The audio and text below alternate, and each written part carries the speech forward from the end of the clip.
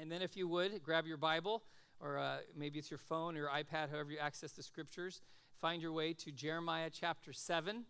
We're going to look at the first 11 verses of Jeremiah chapter 7 today as we're continuing on in the series called Comeback. And we've been walking through themes throughout the book of Jeremiah of how God calls his people back to him, knowing that kind of the context of the book of Jeremiah is that Israel is this divided kingdom. They have the north and the south, and the north has kind of already been conquered, and now the south is on its way to being conquered because of their rebellion, their sin against God. And so God sends people like Jeremiah, prophets, and says, listen, turn back. It's not too late. There's a better way.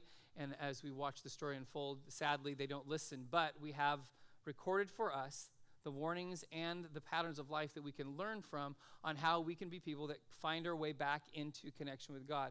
And as I've mentioned through this series, for some, there's this kind of wholehearted walking away from God, turn my back on God, and then finding your way back. For others, maybe it's an area of your life that you haven't surrendered and you're at a distance and disconnect from God. But in each of those situations, whether it's your entire life or maybe a part of your life, there's always this invitation that God says, come back to me. And so today we're going to look at a particular passage, and this is where in Jeremiah where God really starts to get very specific about what he's dealing with his people. In fact, this is one of those passages you're like, really, do we have to go there? Well, yeah, because the Bible goes there. And so I'm going to give you kind of just qualify a little about what you're going to hear today. This is a pretty direct message, not because I'm making it direct, but because the way God presents this information through Jeremiah to his people, he's dealing with specific things. And especially we'll talk about the way that people are treated and how that's contributing to their downfall and their disconnect from God.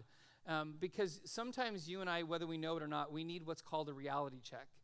And we've all had those in our lives where some circumstances unfold and what we thought was true and we thought maybe we were okay, we realize that we're not. And when we follow Jesus, sometimes there's this danger of we fall into this artificial safety. That as I kind of got the church thing down, this Christian thing, I'm kind of doing the things I'm supposed to do. And so somehow I'm safe, which means I can kind of live my life the way I want, and I can kind of modify my behavior, but I'm okay, because I'm doing the church thing, and I'm reading my Bible periodically, and I'm not too bad. There's other people that are worse than me. And we have all these ways of justifying how we're okay with God. And then a reality check comes along and shows us maybe there's something that we've missed. So one of those moments in my life where I had a reality check, I've had quite a few. The first time I ever preached, like in an actual public service in a church, I was like an intern at a church out in the valley, and me and one of my best friends in college, we were both kind of interning there, and we got our first chance to preach. And so the pastor he had been mentoring me for a number of years. He had entrusted me. And so I was about 2 years into Bible college. And so when you're 2 years into Bible college, you got enough information to think you know it all, but not enough experience to realize you know absolutely nothing. And so when I approached preaching for the first time, I thought, I got this. I mean, I know what I'm doing. I can study the Bible. And so I worked really hard. I spent lots of hours on it. And the Sunday came and I preached. And I thought, in my mind, in my little world that I'm living in, that's the best message that anyone's ever preached in the history of the world. You're just this in this world of illusion. And so, you always get those. Now, as hindsight, I look back. People are always, oh, that was a great message. It was more pity, like this poor kid doesn't know what he's doing, but I better make him feel good. 3 days later, I get a call from the pastor, and he says, hey, I want you to come and meet with me at my office. I want to talk to you a little bit about the message, that you preached last Sunday. And I thought, oh, he's going to come, and he's going to pat me on the back. So I get to his office, and I go into his office. He's sitting at his desk, and then he's got his associate pastor, his youth pastor, and then my really good friend from college. And I looked at this and thought, this is going to be either really, really good or really, really bad. And it was really, really bad. Because they spent the next hour going through my message and just dismantling my whole message. And I remember sitting there, and at first defenses go up. It's like, how dare you say that? I studied, and I did this. And then as I'm listening more and more, there's a part of me that's saying, well, that might be true, that might be true. By the time it was done, I wanted to crawl out of the room. Just felt horrible. Now, the way they did it probably wasn't the best, but I walked away from that realizing I was living in a world of illusion. And that reality check helped me to understand I had missed a huge piece about preaching. It's called humility. It's called learning to approach the scriptures with humility, learning to approach people's lives with humility. And I lacked that completely, but it was a reality check that helped me to see that. We need those periodically, and today, not by my design, but what the book of Jeremiah shows us. This is a reality check. It was for them thousands of years ago. It's a reality check for us today. So if you have your Bibles, let me go ahead and start by I want to start at verses 1 and 2, and then we'll read some of the things, kind of get some context, and then eventually we're really going to dive specifically into verses 5, 6, and 7. But starting the first couple of verses here in Jeremiah 7, it says this: the word that came to Jeremiah from the Lord. Here it is. Stand in the gate of the Lord's house and proclaim this word, and say, hear the word of the Lord, all you men of Judah who enter these gates to worship the Lord. So let me stop there. So we can understand contextually what's going on here. So what God's saying to Jeremiah is to go to a certain place in the temple by the gates as people are entering in, and now you're going to tell them, you're going to preach a message to them. It would be the equivalent of you coming into church this morning. I'm standing at the front door, and before I ever even greet you, I'm already preaching in your face. You're like, oh, aren't you glad that Pastor John didn't do that today, right? But that's what it is. It's this thing that's going to catch their attention. It's not the normal flow of what they're experiencing when they walk into the temple. Right away, this is different. So take a look going on. Let me jump to verses 3 and 4. It says, so this says the Lord of hosts, the God of Israel. He says, amend your ways and your deeds, and I will let you dwell in this place. Do not trust in these deceptive words. This is the temple of the Lord, the temple of the Lord, the temple of the Lord.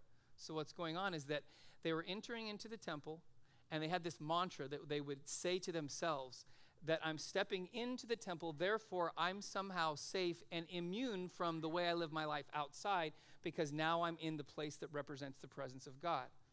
But let's go on. Let me jump down to verse 9. God says this.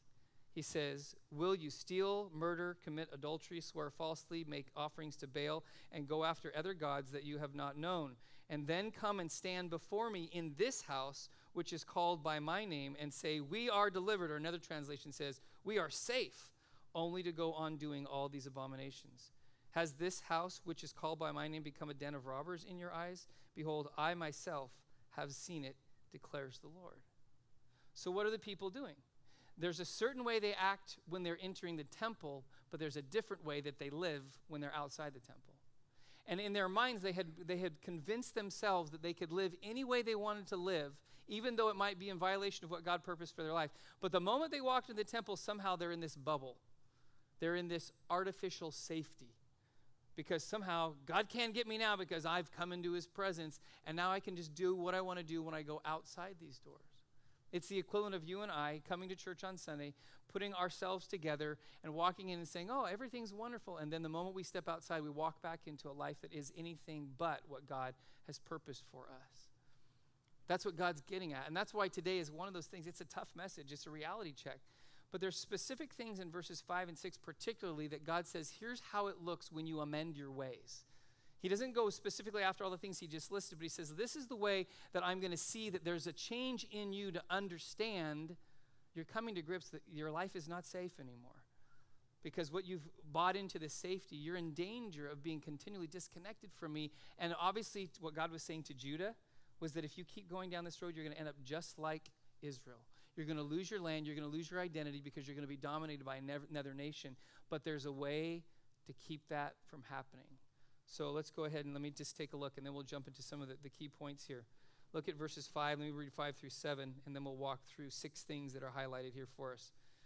So he goes on, he says, for if you truly amend your ways and your deeds, if you truly, here's the first thing, execute justice with one another, if you do not oppress the sojourner, the fatherless, or the widow, or shed innocent blood in this place, and if you do not go after other gods to turn to your own harm, then I will let you dwell. I'll let you stay here in this place, in the land I gave you of old to your fathers forever.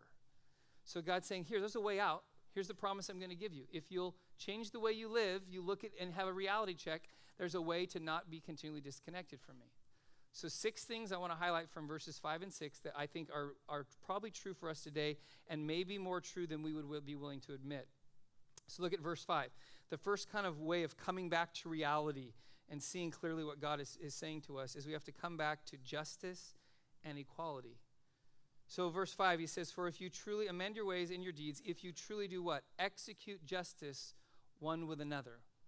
So what is this concept of justice that God's communicating to his people? So he's saying to his people that there's an inequality among you. See, because what justice is justice is always required when there's inequality. When equality is true and all people are equally valued and equally present and equal across the board, then justice is not needed. But justice is always needed when there's inequality. Why? Because justice always evens the playing field. That's why for our sin, there has to be God's justice, which means to make up for our debt, Jesus has to give himself what? To even the playing field, so then we'll no longer have the weight of sin on us. So there's this justice, but it has to do with one to another. How we treat other people, do we treat them equally? Now, if I were to take a poll in the room, you don't have to raise your hand, the majority of us would say, well, of course. I treat people with equality. I value all human beings equally. Most of us would say that. But in reality, if there's a reality check and there's a mirror being held up to our life, maybe that's not as true as we think it is. It was true for, this is what God's people were doing with thousands of years ago, and for us, we have to look in the mirror and say, do we really treat people with equality? Or is there an imbalance in our lives in the way that we perceive ourselves and the way we perceive others? Because one of the dangers of living a life of inequality, it comes in the form of a thing called privilege, which means you and I may live at a certain level in life that not realizing that we are more privileged than others, and those privileges have contributed to the success of our life, and we don't even know it. See, in our culture, there is an inequality according to where you were born, the language you speak, the economic level you grew up in. All that plays into the equality in our culture. So there was a little while ago, and I thought, there is some inequality in my life, but it's not that bad until I watched the video I'm going to play for you. And then it opened my eyes to the reality that all of us deal with people unequally. And there has to be something in our life that stands for justice, as God wants us to, that actually values people and understands where they're coming from and the struggles they've gone through. So take a look at this video. It's pretty interesting. It'll catch your attention. We are racing for a $100 bill. The winner of this race will take this. It's a $100 bill. Before I say go, I'm going to make a couple statements. If those statements apply to you, I want you to take 2 steps forward. If those statements don't apply to you, I want you to stay right where you're at. Take 2 steps forward if both of your parents are still married. Take 2 steps forward if you grew up with a father figure in the home. Take 2 steps forward if you had access to a private education. Take 2 steps forward if you had access to a free tutor growing up. Take 2 steps forward if you've never had to worry about your cell phone being shut off. Take 2 steps forward if you've never had to help mom or dad with the bills. Take 2 steps forward if it wasn't because of your athletic ability, you don't have to pay for college. Take 2 steps forward if you never wondered where your next meal was going to come from. I want you guys up here in the front just to turn around and look. Every statement I've made has nothing to do with anything any of you have done. Has nothing to do with decisions you've made. Everything I have said has nothing to do with what you've done. We all know these people up here have a better opportunity to win this $100. Does that mean these people back here can't race? No. We would be foolish to not realize we've been given more opportunity. We don't want to recognize that we've been given a head start. But the reality is we have. Now, there's no excuse. They still got to run their race. You still got to run your race. But whoever wins this $100, I think it'd be extremely foolish of you not to utilize that and learn more about somebody else's story. Because the reality is, if this was a fair race and everybody was back on that line, I guarantee you some of these black dudes would smoke all of you. And it's only because you have this big of a head start that you're possibly going to win this race called life. That is a picture of life, ladies and gentlemen.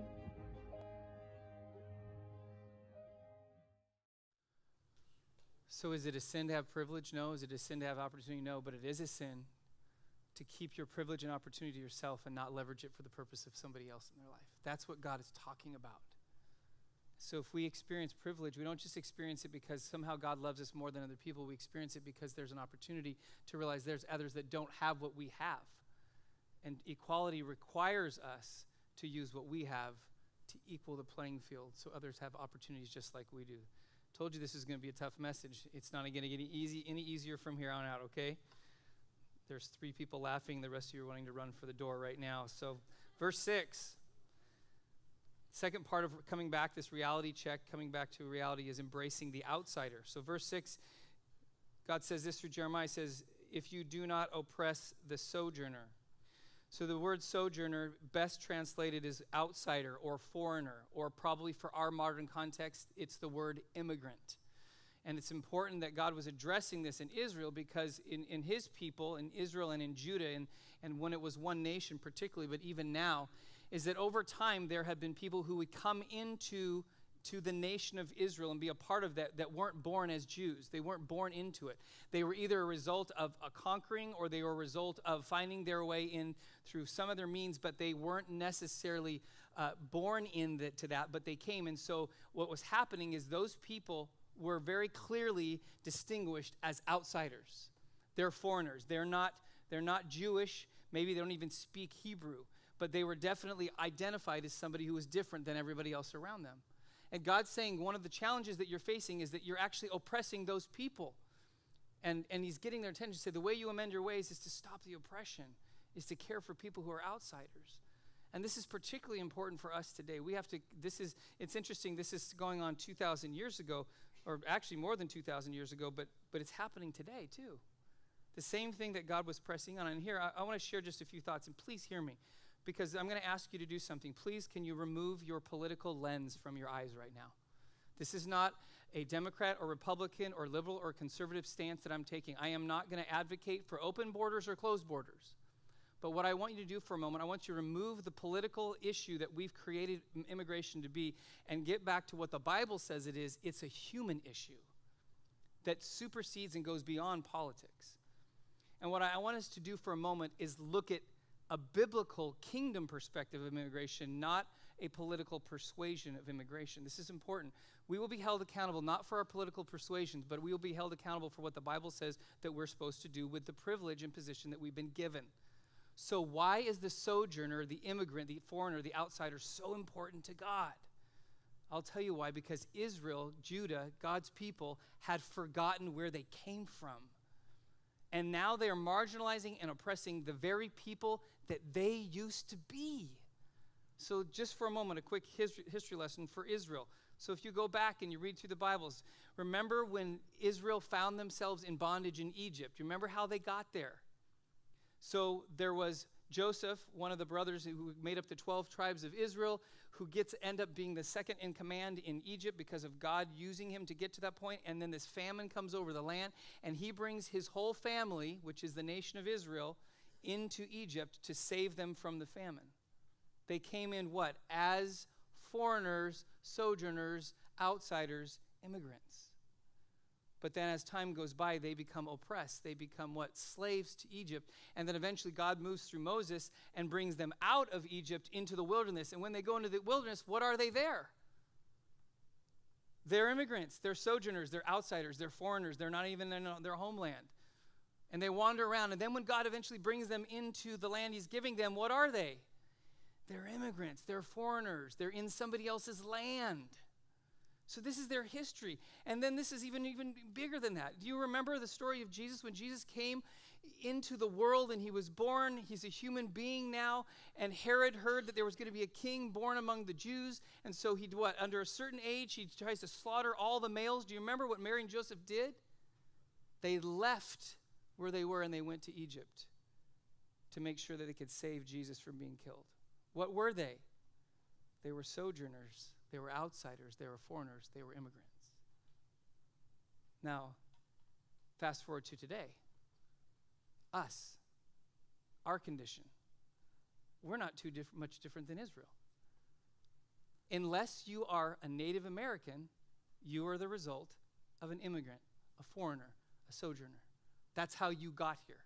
Because some of your ancestors somewhere down the line came from some other country from around the world to come to the United States. We are built on immigrants. And because of that, we have to be honest with our own history. We're a country of immigrants. And here's the amazing thing. Why did people want to sojourn their way into Israel? Because some people down the line realize God is using that nation, God is blessing that nation, and I want to be a part of that nation. What do you think that God is doing today in our country? What has he done for hundreds of years? He's blessed us profoundly. So what's happening thousands of years ago is happening today. A nation on the earth that's been positioned by God's grace to be a blessing to the rest of the planet. People actually want to come here and live here. Go figure. And here's the beauty of that. It's a bigger thing than somebody moving from one country to another, because the gospel has everything to do with what God is doing through immigration. Because people from all over the globe, from the south, especially from the east and from the Middle East, are now doing what? They're coming into our country by any means because they want freedom, they want opportunity, and guess what else they get access to when they get here for many of them? They get to hear the gospel for the first time. Because the country they were born in, they never had access to the gospel because it was illegal. And now here we are, positioned in a place to bless the world. So what is the kingdom perspective on immigration? It isn't about open borders or closed borders. It's about looking at the immigrants among us, and instead of passing judgment on them, it's caring for them and the opportunity that God has brought them to us. That's a kingdom perspective. And if we are to live that out, I can guarantee there are people who will come to know Jesus and never had a shot in their own country. And then when eventually many of them will go back, guess what they go back with? The gospel. They know Jesus. So this is important to God. It is important to his people thousands of years ago. It's important for us today. So our job is not to oppress the immigrant. It's to love the immigrant, to understand the immigrant. I know I'm not talking about laws and legislation. I'm talking about our position as a Christian is to love those who are the sojourner or the foreigner or the outsider. Moving on. Look at the next part of verse 6. Coming back to reality also means helping the helpless. So God through Jeremiah says, if you do not oppress, and then he says the fatherless. That's a reference to orphans, and that's understanding a child that has no means to take care of, protect, provide for themselves because they don't have parents in this world to do that for them. This is what's crazy. As we're reading through this, Israel, God's people, or Judah, they're oppressing immigrants, they're oppressing orphans. You're like, how could they do that? You know that oppression doesn't just come through doing something on purpose, it comes through doing nothing at all. That's oppression as well. When you and I stand by and don't do anything to help people, that's oppression. Because if we have the means to help people and we don't do anything, then we're going to be held responsible because God has positioned us to do that. So hear my heart on this one. Not every child that is in the foster care system is an orphan, but every child in the foster care system in our country has been oppressed because they have come to a place in their life where they cannot sustain themselves without somebody else helping them. And those of you who know me and Kim and our family, you know that we foster kids, and we take that seriously of an opportunity to care for kids who cannot care for themselves. And when a child enters the foster care system, they enter it not because of their choice and not because of their decisions in life. It's because mom and dad made a bad decision or did something wrong, and then they end up in this context. So what do we do with that? We have an opportunity. We have an opportunity to come alongside a child and then also a family that is broken, a biological family, that is at the lowest moment of their life, and they need help. And we have the opportunity to do that. It's very personal for me. In fact, let me give you 6 names that mean the world to me. They may not mean much to you, but they mean the world to me.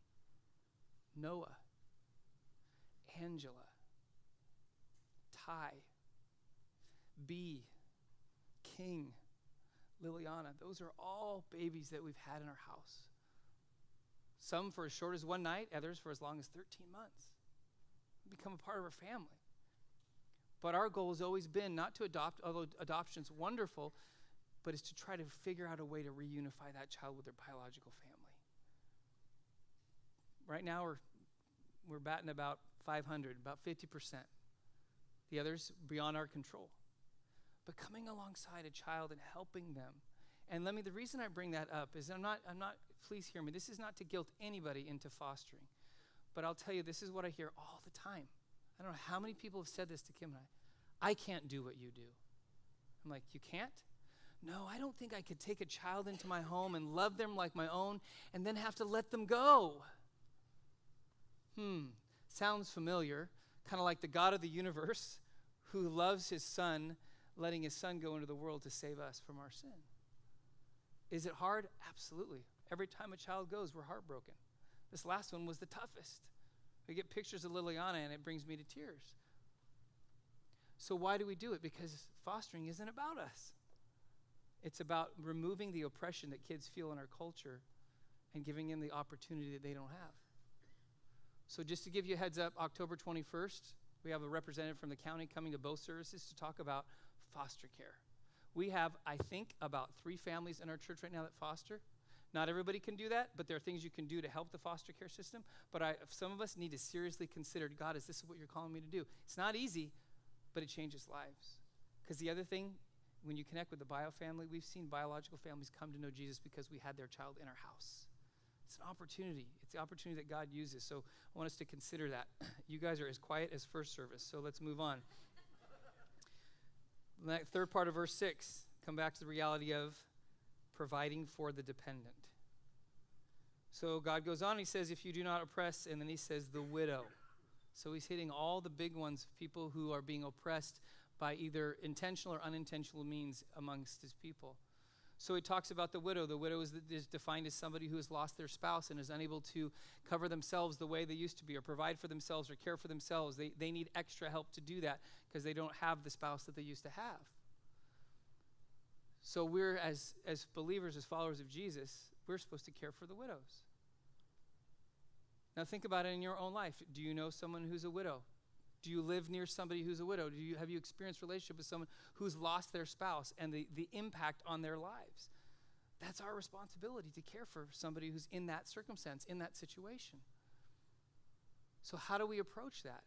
You ask questions about that person's life. I've shared before, Kim and I lived for 7 years, actually about 6.5 years. She came in a little after we did. In the neighborhood that we lived up in Oregon, Sharon was her name. She moved in. She had lost her husband a few years before, and so life was completely different than anything before. She transitioned. She's in this house living alone. Her kids are somewhat present, but not that often, and we knew that she was struggling. And so we asked ourselves the question, what would Sharon's life look like if she wasn't a widow? And that was the lens we looked at. And I remember early on, after we met her, like within a couple weeks, she is out on this rickety ladder trying to trim these really tall trees in her front yard. And I looked at Kim and I said, this is not good. It's not that a woman can't do that. I'm not saying that. But she was older and she couldn't do it. I'm like, she's going to kill herself. So I walked out there, and the next time I said, hey, Sharon, next time those trees need to be trimmed, I'll take care of it for you. Of course, she said, sure. She goes, I don't want to go up on that ladder again. I'm like, I'll do it. And then the annual rhythm in Oregon is you use bark dust to cover up all your flower beds to keep the weeds down and absorb moisture. And so that was an annual rhythm. So every year I'd have like 3 yards dumped into my driveway, and then I would spend all day spreading it around the yard.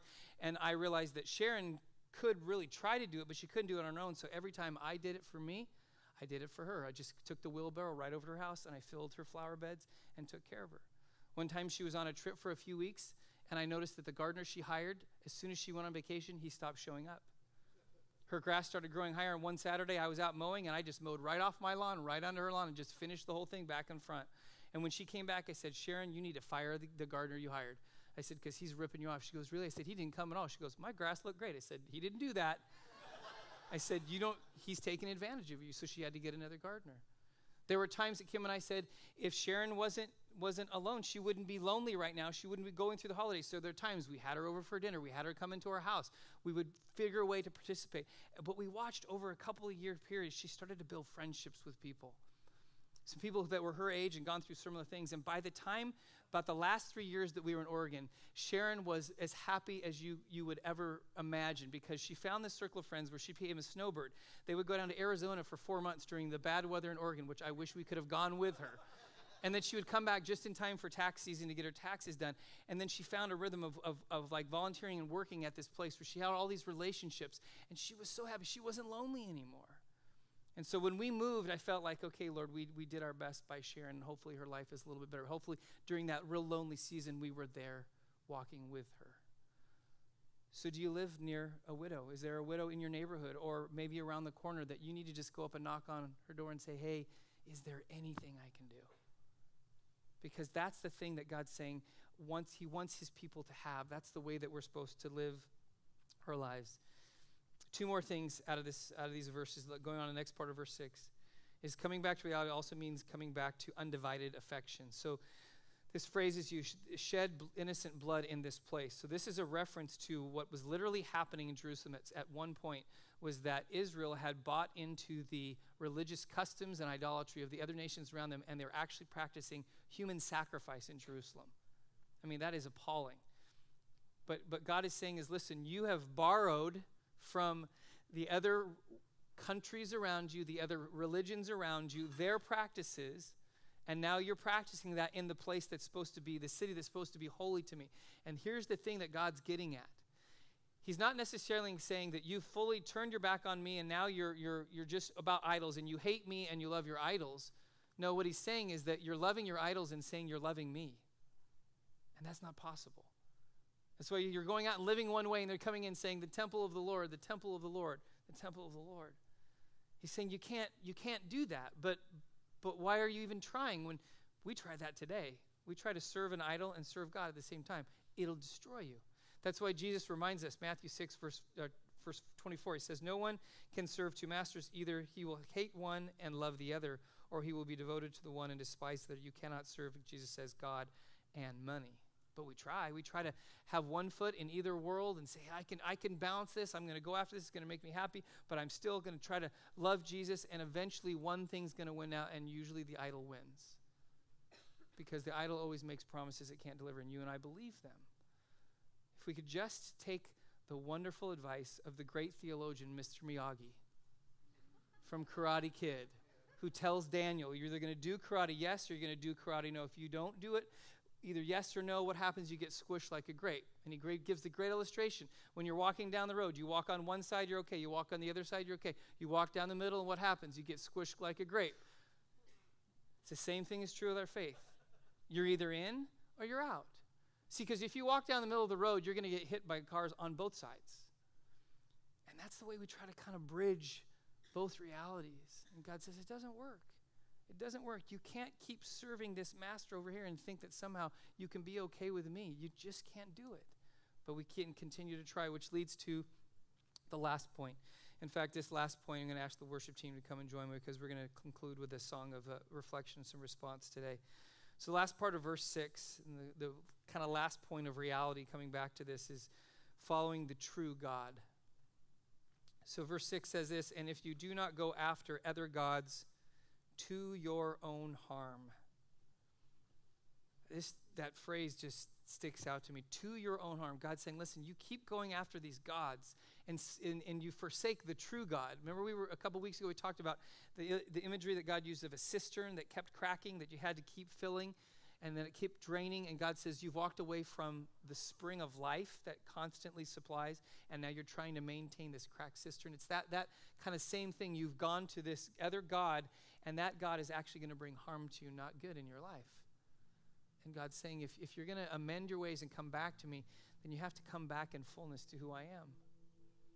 Because when we don't do that, and we try to, again, stay in two places, it destroys our lives.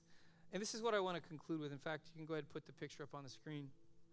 This is a pretty famous picture. There's a number of different versions about it. But this is a picture that is based on a verse that comes out of Revelation chapter 3, verse 20, which if you've been in church, you've probably heard it before, which says, Jesus saying, if I stand at the door and knock and you hear my voice and you open the door, I will come in and I will dine with you or have fellowship with you and be in relationship with you. And when we hear that voice, a lot of times we always use it in the context of talking about someone who doesn't know Jesus and Jesus knocking at the door. But if you read the context of Revelation chapter 3, that's not who it's referring to. In fact, in Revelation chapter 3, God is speaking to a church in a city called Laodicea. He's speaking to a group of people who have come to know him in their lifetime. And he's saying some specific things about their life that he's addressing that is a reality check for them. And he's calling them back. And what I want you to do, because I think when I was reading this week, I thought, man, this ties in exactly to where I think God is leading through the book of Jeremiah. So I'm going to ask you just to close your eyes. And in closing your eyes, it's just a way to focus on these words, not on the screens or anything else in the room, but just listen to the words of Jesus. And I want to just read through this because I think this so applies to us. So Jesus says this in verse 15, Revelation chapter 3. He says, I know all the things you do, that you are neither hot nor cold. I wish that you were one or the other. But since you are like lukewarm water, neither hot or cold, I will spit you out of my mouth. You say, I am rich. I have everything I want. I don't need a thing. And you don't realize that actually you are wretched and miserable and poor and blind and naked. So I advise you to buy gold from me, gold that has been purified by fire. Then you will be rich. Also buy white garments from me so that you will not be ashamed or be shamed by your nakedness, and ointment for your eyes that you would be able to see. And here it is, I correct and discipline everyone that I love. So be diligent and turn from your indifference. And then verse 20, look, I stand at the door and knock. If you hear my voice and open the door, I will come in and I will share a meal together with you as friends. Just with your eyes closed, I want you to hear the words that Jesus brings. He's saying to a group of people, you look at the world around you, you look at what you think is reality, and you think you're okay. That artificial safety. But Jesus says, let me just peel back a layer. Let me just get down to the core of what's going on. You think that you're rich and that you have everything and that you have no needs, but then he says, but actually you're wretched, you're broken, you're sinners. You think that you're clothed, but you're actually naked. You think that you're rich, but you're actually poor. You think that you can see, but you're actually blind. And he does that not because he's trying to somehow be harsh or mean, because he says this. He says, for every person that I love, I correct and discipline. Because then he says, once again, to those who know me, I come to your heart again. I come to the door of your life again, and I knock. And I say, listen, I want to come in. But I know the way that this door is going to open into your life is if you're willing to admit that you need me, to admit that you've done the things that I did not purpose for your life, that you have oppressed groups of people, that you have gone after idols, that you have disconnected your heart from me. But Jesus comes once again and he knocks on the door and he says, listen, if you will surrender your life again, if you will give all of your sin and brokenness to me, not on our terms, but on his terms, which is he takes it all, he says, I will come in and reestablish the relationship that you originally had with me. I will once again be called your friend. So in a moment, I'm going to pray, and I'm going to pray for something very specific. In a moment, we're going to sing a song called Calvary Covers It All. The song speaks of the fact that our sin, both big and small, everything that we've ever done in our life, when Jesus gave his life on the cross, he took care of all of it. And because of that, we don't have to carry that sin. We can be free to be in relationship with him. But when I pray, I'm gonna ask you, this is important.